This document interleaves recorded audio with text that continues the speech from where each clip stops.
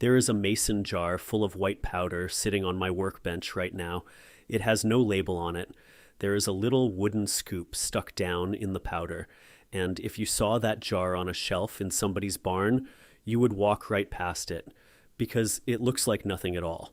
Flour, maybe, but drive through Amish country sometime, out past the farm stands and the buggy lanes, and look at the grass around those big white farmhouses. It is thick as a wool blanket, edge to edge, green clean up to the fence posts. There is no sprinkler system buried in that yard. No lawn truck ever comes up that gravel drive. There is no wall of bags and bottles in that shed, and a plain powder, like the one in this jar, is one big piece of how they do it. It costs about $12 for a bag big enough to treat most of a yard, and the hardware store has kept it on the bottom shelf for 100 years, while folks walk right past it to the $40 bottles. Now stay with me all the way to the end, because here's the strange part.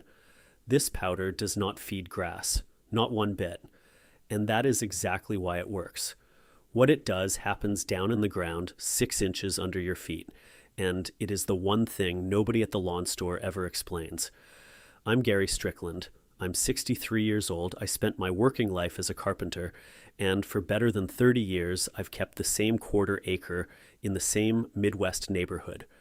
Most of what I know came from my old neighbor Earl, a World War II veteran who had the thickest lawn on the street and nothing in his shed but a rotary mower and a coffee can of grass seed.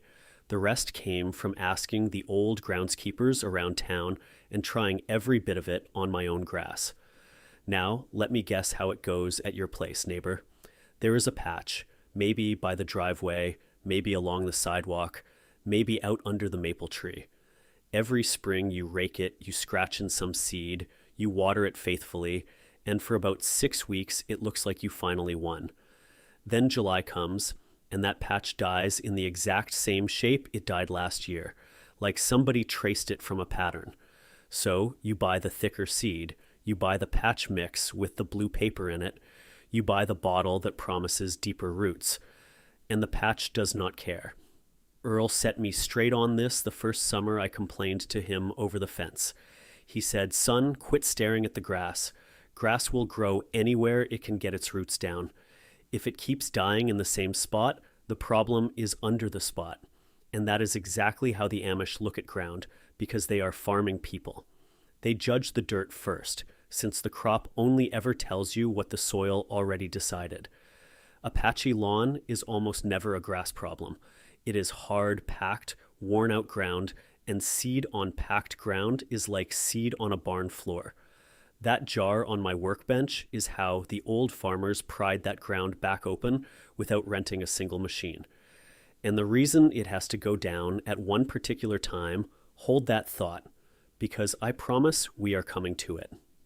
Now, everything I am walking you through today, the powder, the mowing, the whole soil first way of thinking, is written out plain in a little book I put together called The Old Ways, 50 Forgotten Lawn Secrets from America's Greatest Groundskeepers. For 30 years, I collected the small, cheap, patient tricks that Earl and the old groundskeepers around town taught me, and I finally wrote all 50 of them down in one place, before the men who taught me are all gone. It runs 104 pages, written the way I talk. Part 1 covers the soil secrets, like the one in this video, feeding the soil instead of the grass.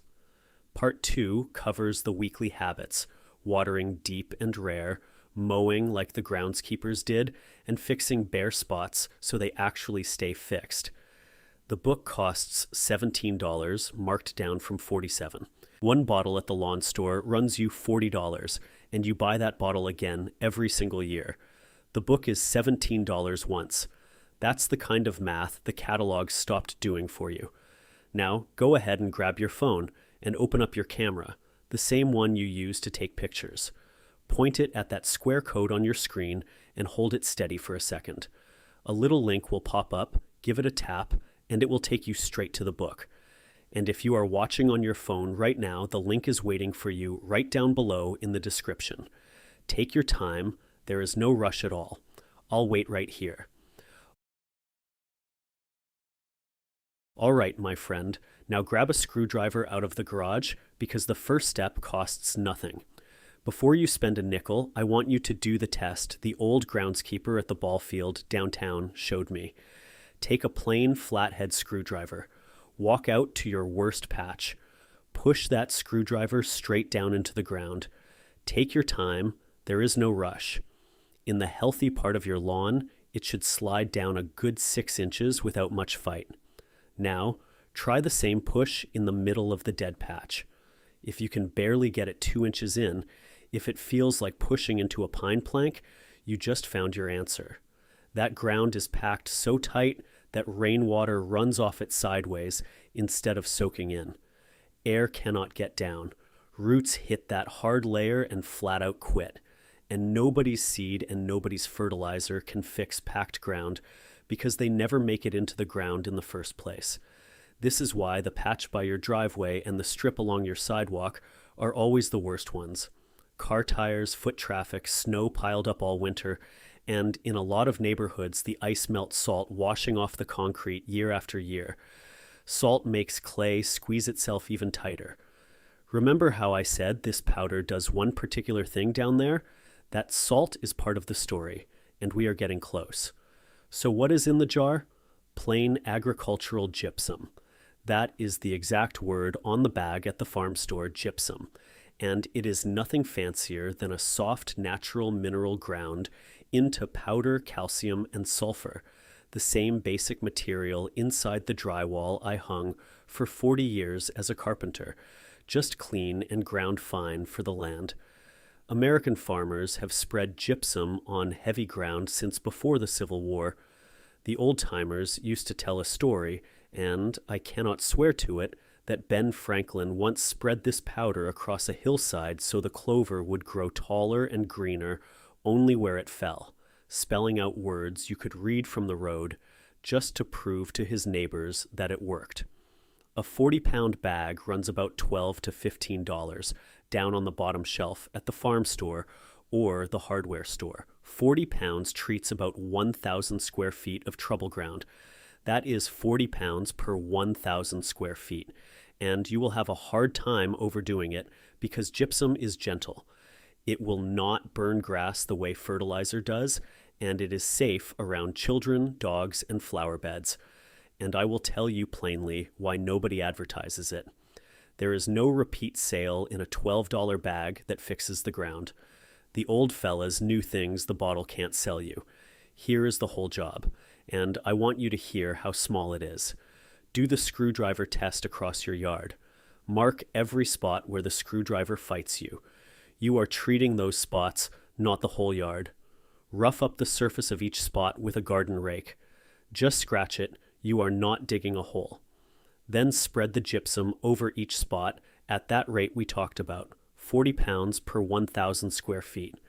On a small patch, that works out to a couple of good handfuls over each square yard, or a light pass with a little hand spreader. So the job so far is test the spot, scratch the spot, spread the powder. Simple as that.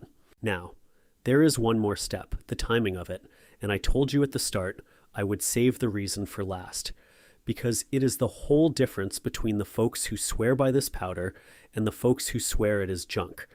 We will get there before we are done today. But first you need to hear this. Gypsum only opens the door. The Amish keep those farmhouse lawns thick with 2 habits that cost nothing at all, and if you skip them, no powder on earth will save that patch. The first habit is in the mowing. Walk past an Amish place, and you will notice the grass is never shaved down to the dirt. It stands tall, a good 3 inches, sometimes more. Set your mower at 3 inches or higher. That is 3 inches, not 2, and the difference matters more than any product in your garage. Tall grass shades the soil, so the ground stays cool and damp through July instead of baking into a brick. And the roots underground grow about as deep as the blades stand tall. So a tall lawn is a deep-rooted lawn. Never cut off more than 1/3 of the blade in one mowing. If the grass got away from you on vacation, take it down in 2 passes a few days apart, and keep that mower blade sharp. Earl cut his whole yard with a push rotary mower, which shears the grass clean like scissors, and clean cuts heal overnight. A dull spinning blade tears the grass instead, and every torn tip turns brown, and a whole yard of brown tips looks like drought when it is really just a dull blade. I mean, think about that for a second. Half the tired-looking lawns on any street could be fixed with a sharpening file. The second habit is in the water, and it is mostly about doing less. There is no irrigation system under an Amish lawn, and that is not a hardship, it is the training program. When water only comes now and then, the roots learn to chase it downward, and deep roots are what carry a lawn through an August dry spell. If you water at all, water deep and rare. Give the lawn about 1 inch of water once a week in the early morning. Set an empty tuna can on the grass and run the sprinkler until that can is full. That is your inch. A little sprinkle every evening does the opposite of what you want, because it teaches the roots to loaf around near the surface where the heat gets them. And while we are at it, leave your clippings where they fall. Those clippings rot back into the soil and feed it for free, which is the oldest trick in the book, feeding the soil instead of the grass. The lawn was here a long time before the lawn store was. One more habit, and this one comes straight out of Earl's shed. He kept a coffee can of grass seed by the door, and every fall he would walk his yard, scratch up any thin spot with his boot heel or a hand rake, and work in a handful of seed. 10 minutes, a few times each fall. He never once did one of those big weekend renovations because he never needed to. Little and often beats big and seldom, in lawns and in most things. And come that same fall, the gypsum you spread this season will have been doing its quiet work down below the whole time. So pull up a chair and let me tell you something, because here is what that work actually is. Heavy clay soil is made of tiny flat plates, thinner than paper, stacked face to face like a deck of wet playing cards. Water cannot get between those plates. Roots cannot push through them. That stack is what packed ground is.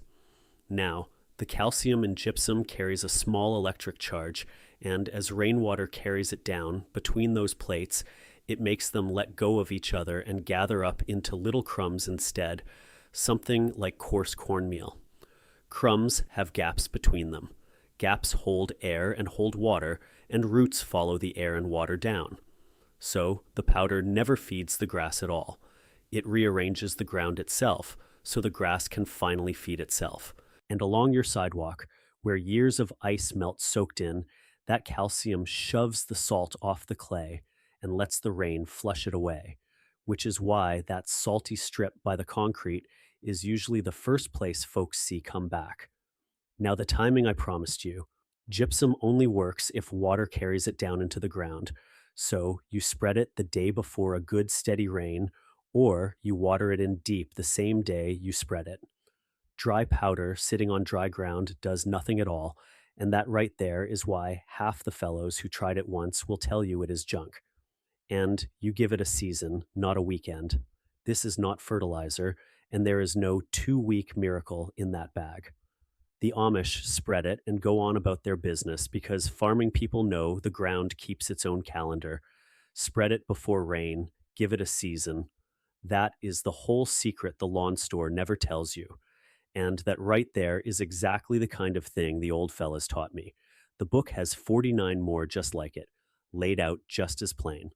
The Old Ways is $17, marked down from $47, and between a $12 bag of gypsum and a $17 book, you have spent less than one visit from a lawn truck on methods those men proved over whole lifetimes.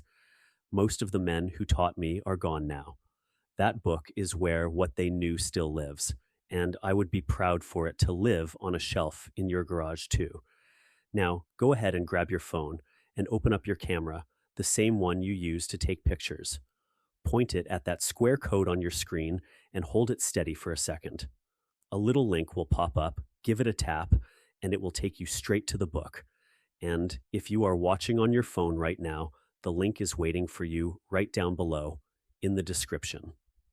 Take your time. There is no rush at all. I'll wait right here. So remember it plain, my friend. Test the ground with a screwdriver, spread the gypsum right before a rain, mow at 3 inches, water deep and rare, and keep a coffee can of seed handy for fall. Now, tell me something in the comments. Did your dad or your grandpa have a lawn trick of his own? Put it in the comments below. That's exactly the kind of knowledge that gets lost when nobody writes it down. I read every single one. And next time, I am going to show you how one dull mower blade can brown out an entire yard in a single Saturday afternoon. And the $5 file the old groundskeepers ran over their blades twice a season to make sure it never happened to theirs. Keep that lawn thick and green, my friend, and I'll see you over the fence.